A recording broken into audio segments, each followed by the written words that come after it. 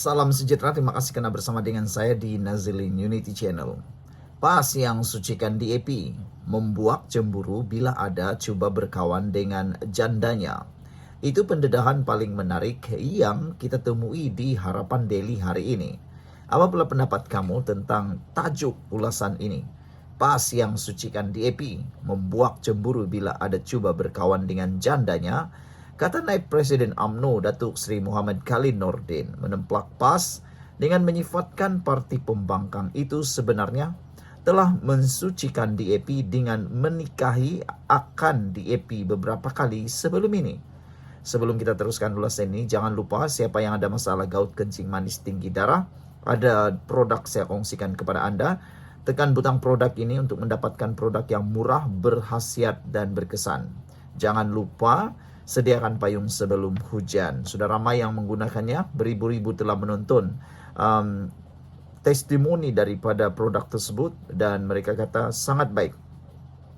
Hari ini, menerusi hantaran di Facebook, Khalid mengimbas kembali sejarah kerjasama politik PAS dengan masyarakat bukan Islam, khususnya kaum Cina sejak awal tahun 1980-an. PAS rangkul erat DAP melalui kerjasama politik CCC, Barisan Alternatif dan Pakatan Rakyat. Masa itu semuanya halal dan diharuskan. PAS sepertinya tidak boleh move on setelah berpisah dengan DAP. Demikian menebal cinta PAS pada DAP sehingga membuat cemburunya pada siapa juga yang cuba berkawan dengan jandanya, kata Khalid secara sinis.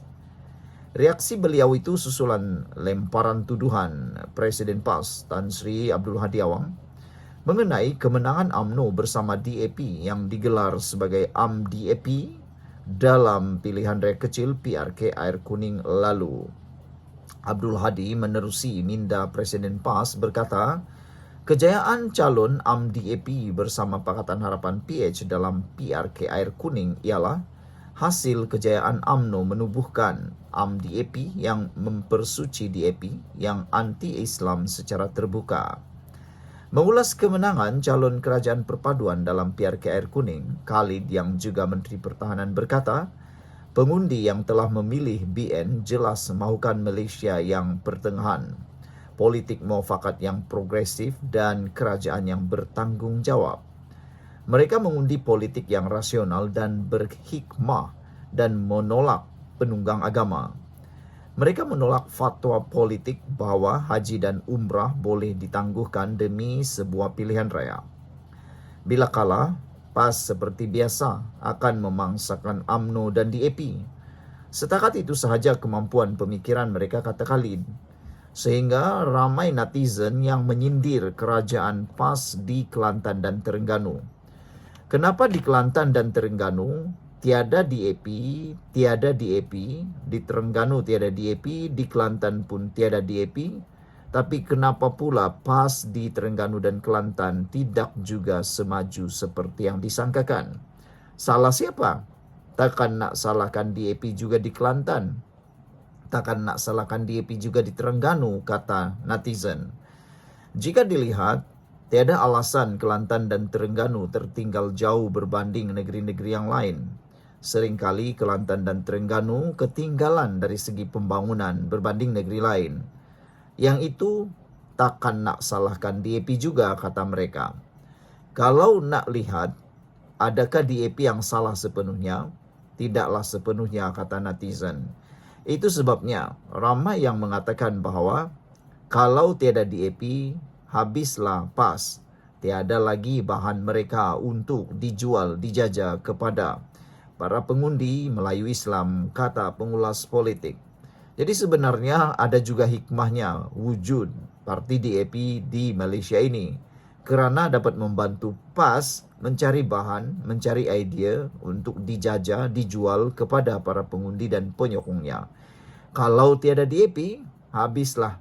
Tiadalah yang boleh mereka jajah, tiadalah yang mereka boleh jual di dalam kempen maupun kepada para pengundi, para penyokong walaun mereka. Idea tentang dasar-dasar kerajaan, idea mengkritik kerajaan, semuanya tidak ada lagi kerana tiada satu pun yang mereka boleh kritik. Dasar mereka kalah, pembangunan pun mereka kalah. Satu saja yang mereka menang, jual DAP, jual DAP, dan jual DAP. Beliau yang juga ahli Parlimen Kota Tinggi berkata, bagi UMNO, politik masa depan Malaysia adalah tentang keberanian mengambil risiko. Apatah lagi dengan lanskap politik yang sangat disruptif seperti sekarang. Justru jelasnya dalam membangun persefahaman politik masa depan, UMNO mesti menerokai segala kemungkinan. Termasuk bekerjasama dengan sesiapa sahaja asalkan ia tidak merugikan bangsa Melayu dan Islam, menafikan hak masyarakat majmuk yang lain, serta merencatkan cita-cita menjadikan Malaysia negara terbaik, ujarnya. Dalam masa sama, beliau menyifatkan PRK Air Kuning bukan sekadar kejayaan politik untuk UMNO, bahkan juga adalah kejayaan moral untuk Barisan Nasional BN. Ia proses mensucikan UMNO dari pelbagai kelemahan lepas untuk menjadi lebih baik. Tahniah Barisan Nasional, kata Khalid lagi. Sekian dulu untuk kali ini. Jangan lupa tinggalkan komen anda, tekan butang subscribe. Kita jumpa lagi. Bye-bye. Salam sejahtera, terima kasih karena bersama dengan saya di Nazilin Unity Channel. Sekali lagi, Anwar Ibrahim menemplak orang yang pernah berkuasa, tapi tidak fikir tentang rumah rakyat, tapi timbun harta. Pendedahan Anwar Ibrahim ini memang mengejutkan kita semua, membalas kepada semua sindiran yang diberikan oleh pembangkang. Mereka waktu berkuasa tidak melakukan apa-apa yang mereka mahu buat. Mereka hanya tahu menemplak ataupun menyindir pemerintahan Anwar Ibrahim sekarang. Kadang-kadang apa yang mereka marah ini, kadang-kadang apa yang mereka timbulkan itu seakan-akan meludah ke langit kena muka sendiri. Pembangkang cuba mahu meludah kerajaan yang ada sekarang. Tetapi mereka lupa. Mereka sudah pernah berkuasa dulu. Mereka sudah pernah berkuasa dulu. Tapi apa yang mereka buat?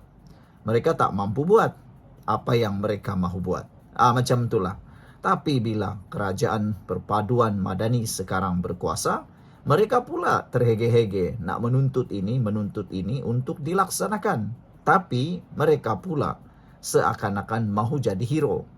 Yang terpaling hero sekali terkantoinya pembangkang Perikatan Nasional dalam isu Kampung Sungai Baru. Mereka tampil seakan-akan mahu menyelesaikan masalah, mahu menjadi hero. Tetapi akhirnya apa yang jadi? Mereka sendiri terkantoi dimalukan apabila wakil penduduk kampung tampil. Memalukan himpunan ataupun kehadiran berpuluh-puluh ahli Parlimen PN itu, dan akhirnya tersebarlah berita yang apa berlaku sebenarnya. Anwar Ibrahim kata, masa berkuasa kamu tidak fikir rumah rakyat, timbun harta pula. Perdana Menteri Datuk Seri Anwar Ibrahim menyelar beberapa pihak yang mengecam dan mempertikaikan usaha kerajaan dalam melaksanakan rang undang-undang pembaharuan semula bandar. Menurut Anwar Ibrahim, RUU tersebut penting bagi memastikan rakyat yang majoritinya terdiri daripada golongan pekerja dapat memiliki kediaman yang lebih luas dan sesuai untuk isi rumah yang besar. Masa ada kuasa, kamu tidak fikir rumah rakyat, kamu timbun harta. Bila hilang kuasa, baru bicara soal hidup Melayu dan martabat rakyat Islam, kata Anwar Ibrahim. Sebab itu, dalam 2-3 tahun ini, saya dengan kerjasama Kementerian Perumahan dan Kerajaan Tempatan, Majlis Bandaraya dan seluruh jentera kerajaan akan memastikan jumlah projek perubahan tertinggi dalam sejarah sejak merdeka, katanya. Beliau berkata demikian ketika menyampaikan amanat Hari Pekerja sempena sambutan Hari Pekerja Peringkat Kebangsaan 2025 di Aziata Arena Bukit Jalil pada Khamis. Turut hadir Timbalan Perdana Menteri Datuk Seri Ahmad Zahid Abidi dan Datuk Seri Fadilah Yusof serta Menteri Sumber Manusia Steven Sim. Anwar yang juga Menteri Keuangan berkata, sebarang urusan projek pembangunan perlu disegerakan supaya dapat disiapkan mengikut jadual yang ditetapkan. Kita bangunkan puluhan ribu rumah rakyat di kota dan bandar yang menghadapi kesesakan serta mempunyai keperluan, kata Anwar. Saya harap para pekerja jalankan kerja dengan ikhlas dan tekun, ujarnya lagi. Saudara, dengan apa yang didedahkan Anwar Ibrahim, terutamanya berkait dengan rang undang-undang pembaharuan semula bandar, diharapkan para pembangkang tidak lagi menggunakan isu ini untuk seolah-olah menjadi hero pula. Dulu kamu masa berkuasa, kenapa tidak fikir rumah rakyat? Tapi timbun harta pula, kata Anwar. Siapakah yang menimbun harta-harta itu? Ramai yang mengejek Anwar Ibrahim dengan gelaran-gelaran bekas ini, bekas itu, dan macam-macam lagi.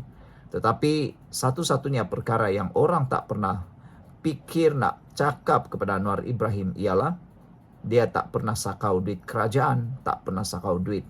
Dan yang menariknya ialah ini, semasa berkuasa kenapa mereka tak buat kerja? Kenapa mereka tidak fikir pun rumah rakyat? Tapi banyak pula yang didakwa di mahkamah dengan menimbunkan harta berbilion, berjuta, beratus juta, berpuluh juta, beratus-ratus ringgit. Dulu belum naik Velfire, tiba-tiba naik Velfire, kata netizen. Sekian dulu untuk kali ini, jangan lupa tinggalkan komen Anda.